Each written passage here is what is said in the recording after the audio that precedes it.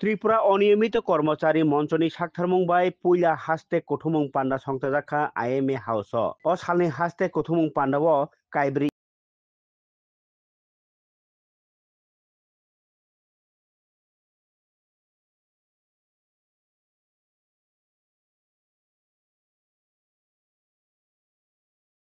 मानथायरनो खबै cherry कगलाम सालाइका मानजानायना रयरो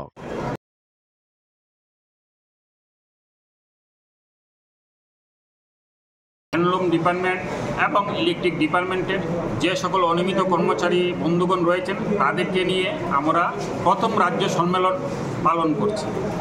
সেই রাজ্য সম্মেলনের শেষে আমরা উক্ত দপ্তরগুলি থেকে আমরা এক কমিটি তৈরি করব, যারা আগামী দিনে অনিয়মিত কর্মচারীদের যে সকল সমস্যা রয়েছেন সেই সমস্যাগুলি দূর করার লক্ষ্যে রাজ্য সরকারের নিকট তাদের কর্মসূচির মাধ্যমে আমরা রাজ্য সরকারের নিকট এই সমস্যাগুলি তুলে ধরব। কয় দফা দাবি আপনাদের?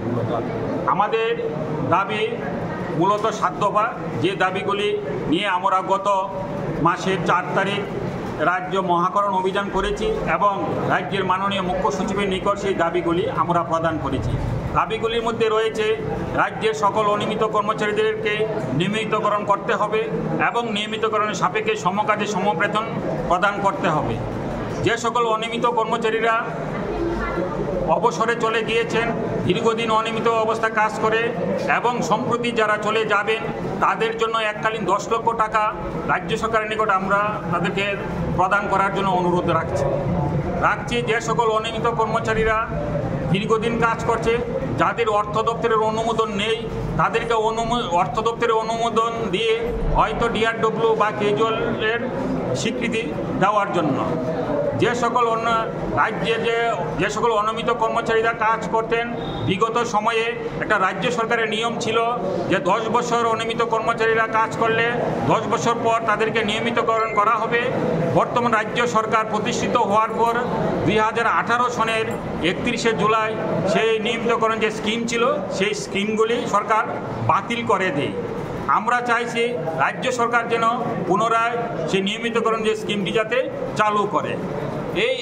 এবং রাজ্যের বিভিন্ন প্রান্তে রাজ্যের যে পাম্প অপারেটর কর্মচারী রয়েছেন, প্রায় 7 থেকে 8 হাজার কর্মচারী রয়েছেন, তাদেরকে রাজ্য সরকার যাতে অর্থ দপ্তরের অনুমোদন দেয় এবং নিয়মিতকরণ করার জন্য, যদি নিয়মিতকরণ না করে তাদেরকে যেন হয় DRW বা কেজুয়ালের স্বীকৃতি প্রদান করে। আমাদের এই দাবিগুলি আমাদের রাজ্য সরকারের নিকট আমরা সেদিন প্রদান করেছি। কত বছর ধরে এই দাবিগুলো পেশ করছেন এবং আপনার কি মনে হয় সরকার এই দাবিগুলো পূরণ করবে? পূর্বে বিভিন্ন সময়ে বিভিন্ন সংগঠন বা অনিয়মিত কর্মচারীরা যারা রয়েছেন তারা নিজ নিজভাবে তাদের দপ্তরের নিকট সেই দাবিগুলি প্রদান করেছিল, কিন্তু বর্তমান সরকার আসার পরে বর্তমান সরকারের সংগঠনের সঙ্গে যারা যুক্ত ছিল সেই সংগঠনগুলি সেই সময় করার চেষ্টা করেছে, কিন্তু যতটুকু করার চেষ্টা করবে বলে আমার মনে হয়েছিল সেরকমভাবে তারা করেনি। কিন্তু বাধ্য হয়ে আমরা গত বছর 2024 সনের ডিসেম্বর মাসে রাজ্যের বরিষ্ঠ আইনজীবী শ্রী পুরুষোত্তম রায় মহোদয়ের ডাকে আমরা রাজ্যের যত অনিয়মিত কর্মচারীরা আছি তারা আমরা যুক্ত হয়েছি এক ত্রিপুরা অনিয়মিত কর্মচারী মঞ্চে আমরা গঠন করে, এবং সেই সংগঠন যেদিন প্রতিষ্ঠাতা হয়েছে সেই দিন থেকে আমাদের যে দাবিগুলি আছে সেই দাবিগুলি রাজ্য সরকারের নিকট আমরা প্রদান করছি এবং বিভিন্নভাবে কোনো না কোনো কর্মসূচির মাধ্যমে। আপনি পরিচয়টা? আমি শ্রী রতন দেবনাথ, ত্রিপুরা অনিয়মিত কর্মচারী মঞ্চের যুগ্ম আহ্বায়ক।